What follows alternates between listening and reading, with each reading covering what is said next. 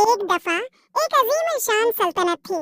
सल्तनत पर बादशाह अकबर की हुक्मरानी थी, जो अपनी दानिशमंदी और इंसाफ की वजह से मशहूर था। उसकी इकलौती बेटी शहजादी माया थी। शहजादी बहुत चंचल और शरारती थी। एक दिन जब वो बाग में तीर चलाना सीख रही थी कि अचानक उसे एक सानिप ने डिस लिया। शहजादी जमीन पर गिर गई। उसे तबीब के पास ले गए, मगर सानप बहुत जहरीला था और सल्तनत के किसी भी तबीब के पास इसका इलाज नहीं था। बादशाह बहुत परेशान था कि शहजादी जल्द सेहतियाब हो जाए और सल्तनत की खुशी वापस लौट आए। बादशाह ने दूर दराज से तबीबों को बुलाया, लेकिन किसी के पास भी जहर का तोड़ नहीं था। शहजादी अपने कमरे में लेटी थी। उसका चेहरा सफेद पड़ गया था और आंखें बंद थीं। बादशाह अपनी बेटी को बचाने के लिए हर मुमकिन कोशिश कर रहा था और उसने एक शाही ऐलान किया, जो कोई भी शहजादी को ठीक कर देगा उसे इनामात से नवाजा जाएगा। एक शाम एक दाना शख्स महल के दरवाजे पर आया, जो कि शहजादी की बीमारी का सुनकर आया था। उसने बादशाह से अपना तारुफ कराया और बादशाह से कहा कि मुझे जहर का तोड़ मालूम है।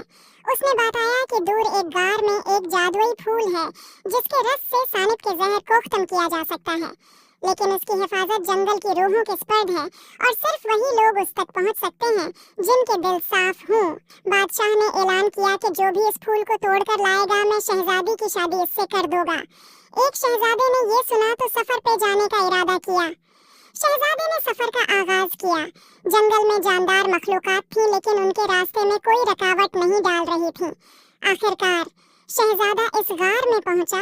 उसने वहां एक चमकता हुआ चमकदार फूल था, जिसकी पंखड़ियों पर चांदनी की मानंद चमक थी। शहजादे ने फूल को नरमी से छुआ। जैसे ही उसने ऐसा किया, उसने एक परी को अपने सामने पाया, जो कि फूल की हिफाजत करती थी। परी ने शहजादे से कहा, फूल हासिल करने के लिए तुम्हें चंद सवालों का जवाब देना होगा। परी ने पूछा, वो क्या चीज है जो बगैर पर के उड़ती है, बगैर मन्ना के बोलती है और बगैर पाँव के चलती है? शहजादे ने कहा, हुआ। परी ने कहा, बहुत खूब, तुम फूल ले सकते हो। शहजादे ने परी का शुक्रिया अदा किया। शहजादे ने फूल को एहतियात से तोड़ा, ये यकीनी बनाते हुए कि इसका जादू बरकरार रहे। चमकदार दिल के साथ शहजादा जल्दी से महल आया। उसने जादुई फूल को बादशाह को दे दिया और बादशाह ने शाही तबीबों के हवाले किया, जिन्होंने शहजादी के लिए एक खास दवा तैयार की।